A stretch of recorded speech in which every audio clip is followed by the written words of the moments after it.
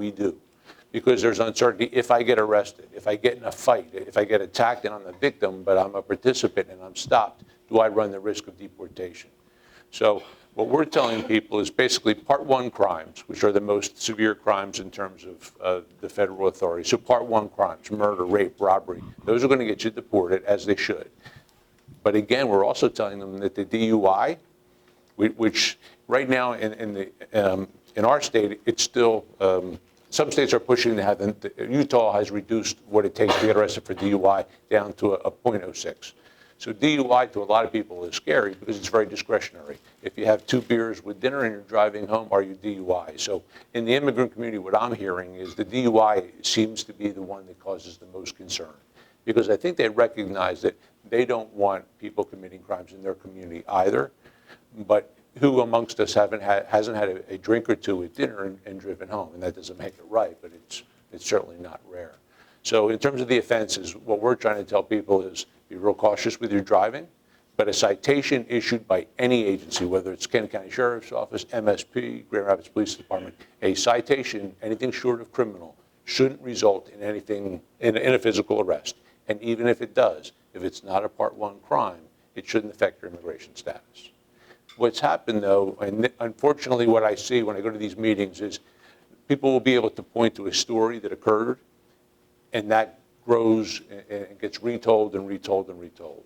So the domestic violence story that I shared with you, I've met that woman. You know, she exists, and she's been in several of our meetings. And initially, she was very aggressive towards us. She blamed us for the situation, and I understand that. It was an emotional response. We explained it, and now I think she sees the big picture.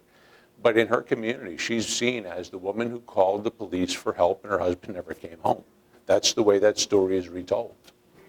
So, yeah, in terms of what offenses can end up getting someone deported is a tough question, and I wish we had a better answer. But the one we're going with right now is crimes of severity, and for what it is, DUI. Yes, ma'am. So in the case where you're talking about the woman called a victim of domestic violence, so let's say she didn't have a papers, was undocumented, could she also be deported? That's a great question, and that's one that I do want to share with people, because what we're telling them is we don't check. So if you call for help, we're not getting on the radio and having you run through ICE to see if you're here or documented or if you're legal or illegal. So the only way that process gets triggered is by a physical arrest. Once you end up at the county jail and the sheriff sends your name over to ICE, that's when they identify. So we're telling people, don't be afraid to call us. If your house is burglarized and you've got insurance and you need a police report, but you're here undocumented, it doesn't matter. If you're the victim of domestic violence, and I reluctantly use that one based upon the story I told you, but if you're the victim, don't be afraid to call us. So so if you're the victim, it should not matter what your status is. What if you're a victim, but you also maybe have unpaid child support or parking tickets or some kind of other civil infraction? Would that change that? It does, and that's why this issue is so difficult, because the issue I just told you, the gentleman had a warrant out of Texas. Now, whether he was aware of it or not, I don't know, but his wife was not. So when she called, she thought that we were going to intercede and it wouldn't result in the outcome that it did. So yes, if you're the victim of something, but you have previous charges in another state, sometimes you're aware of it, sometimes you're not. Some people even end up with charges that are not even aware they had. Because in some places, the process to get a warrant for someone, the bar is very low. I've worked in Pennsylvania, Florida, and Tennessee. In Florida, I could go make a police report, make a complaint, and I could identify you as the suspect. I could pick you out of a lineup, and the police officers would go to a magistrate, obtain a warrant, and have it entered into the system without ever speaking to you. So then, unbeknownst to you, you call for help because you're the victim of something, and it turns out that there's paper for your arrest. Now, in Florida, if you're legal, you go in front of a magistrate, you'd be ROR'd, and you'd be given a court date. But now with the change in immigration policies, that same situation, same scenario, but now you're here legally. Instead of being ROR, your information is going to be shared with immigration. It's going to be a hold placed on you, and you're going to be transported to a federal facility and ultimately deported. So, tough situations. Yes, ma'am. So in a situation where we're talking about like domestic violence, you show up and the perpetrator is belligerent with you and you do have to take them into custody, is that a certain process? It does. Once we make a physical arrest, that process begins. And how, to the sheriff's credit, I think his policy has been clear from the start, at least within law enforcement. But to reiterate what I kind of said before, in counties and cities where you see them declaring themselves as sanctuary cities, they obviously have the ability to choose what they share with the federal authorities. So that means they have their own jail facility. The city of San Francisco runs their own jail. San Francisco said we're going to be a sanctuary city. We're not sharing our information about who we book, who we arrest with the federal authorities. So U.S. Attorney Jeff Sessions said that's fine. We'll be withholding all the federal funding that San Francisco receives. Here in Kent County, when they asked us to become a sanctuary city, to the elected officials' credit, they could have said, sure, we're a sanctuary city. But the moment we put handcuffs on you and take you across the street from here, all bets are off. Because the sheriff is going to share that information with ICE, and if you're not here as a naturalized citizen or on a green card, then you've got an issue. Have you seen a decrease in your calls for service, in your respective responsibilities? Are you starting to see or hear some of these same issues? Yeah, it sounds that we are. I know we have seen a decrease in our dog licenses. I could see, that was when you mentioned, I could see that being an issue. I think we have seen a decrease in enrollment in our WIC program and in our maternal infant health program. We struggle with advocating for HIV testing and for vaccinations. We really want people to come in voluntarily, and it's all confidential testing. But again, there's a government seal on the building. And so I think there is a segment of the population that wonders, if I walk in that building, what processes am I going to trigger? Well, I'll be honest, even in my public safety capacity, I don't know who all is in this room, and I don't know what all of your respective responsibilities are.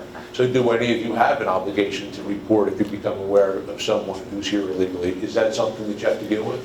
No, we don't. And I know you deal with this as well. That's a difficult thing to communicate publicly.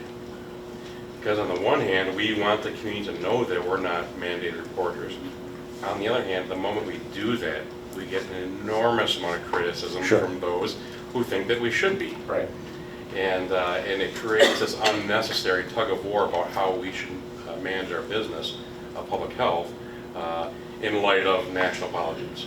And I am trying to be optimistic. I know this all sounds, and it is difficult, but I think the new administration is what? I know it's still the first 100 days. It seems longer, doesn't it?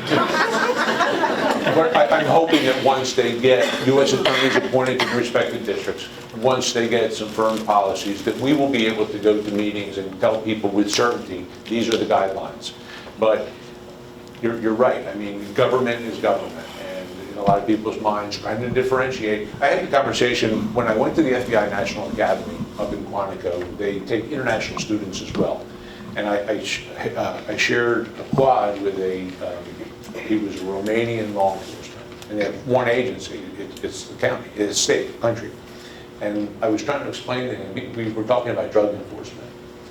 And I told him, well, where I work, at the time I was in Florida, I said, well, the city enforces drug laws, but so does the county and the state and the FBI, DEA, Customs, and a couple other agencies. I said, and postal inspectors, and I started to rattle off. When I got up to about 10 different agencies that all have legitimate drug enforcement authority in our jurisdiction, I could tell I lost them. And this is somebody who was well-educated, well-informed in terms of law enforcement and couldn't follow what I was trying to explain. So trying to explain to someone who's first generation, even second generation, and I've been answering questions at community meetings where children ask the question because their parents don't speak English, and I'm always concerned about what's getting lost in translation. And we use language line, I think you do as well, in terms of when you're faced with some of the different challenges in terms of interpretations. Yes, sir. Yeah, does ICE share with local jurisdictions the number of people who are there reporting? I mean, do you have data on what's the actual increase pre-Trump, post-Trump? We don't. And I would assume that that's probably freedom of information if we were to request it, but we haven't. And it's not something that they share in any reporting manner that I'm aware of. Okay. But Steve and I, again, we were talking kind of the same thing. How much of what we're hearing is anecdotal and how much is an actual increase? The problem is, it only takes one domestic violence deportation story to gain traction in the community, and then you have the community meeting where 4 people show up, as opposed to 3 years ago where there was a couple hundred people in that room. So I don't know that there's a good answer in the short span, but I'm hoping that there is long term. Do you keep data, say with an arrest? Do you also note if they were reported, that they were reported? You know, we don't, and that's a good question. So if I understand your question, you're saying, so when we arrest someone, do we track them through the system to see if they end up in a deported because of their status? Yeah, so you have your own data. You know, we don't, but it would be interesting too, and I think we probably should. And I would think it would be easily enough tracked. Or if you suspected they might be a candidate for deportation. Yeah, no, I appreciate that question, because that's something I think we should probably be looking at, so we can. It would be nice when I went to these community meetings and answered the questions to actually be able to give them something empirical. To say that, look, we've handled 160,000 calls last year for service, and we had 1 deportation, or 3 deportations, and those were for rape, robbery, and murder. So that's a good suggestion. I think we'll start doing that. That's all, yes. How familiar are the police officers with accepting foreign driver's license, and which countries participate in that treaty? I've got a DL in my car that I got at a Chiefs conference, and it looks so good, and it was made from a personal home printer. And that's the challenge, is when our officers are pulling over people. Have you been seeing the, what's the term? The matricular? The matrícula. That you can get. I called, we had a conversation in Grand Rapids about whether we would accept those as identification. All right, is everyone familiar with the form? No. It's an ID card that you can be issued from the Mexican embassy in Detroit. So I called the Mexican embassy because I wanted to know how the process worked. I went online and read some information. If you show up in Detroit and claim that you were born in a certain village in a certain year, they give you an identification card with your picture that shows you as having come from Mexico. The problem, when I finally got someone on the phone to speak to, is you don't have to provide any documentation as to who you are or where you were born. And why that sounds crazy, the individual I spoke to on the phone told me that in a lot of instances, the people that they deal with don't have any birth records. If you're born in a small village in south of Tijuana, you're not going to the hospital and requesting a duplicate copy of your birth certificate, which is on a server somewhere. So they're taking people at their word when they show up making these requests. So what we accept is really discretionary. Well, I was asking about the driver's license, not the matricula. And I can speak to that because I've been to Detroit and accompany somebody that get the matricula. And I work with the Hispanic community before who go, and they do ask for the birth certificate. They need letters, they need school records, they need everything, and all their names have to be exactly how it should be in Mexico. So whoever you spoke with, I don't know who they were.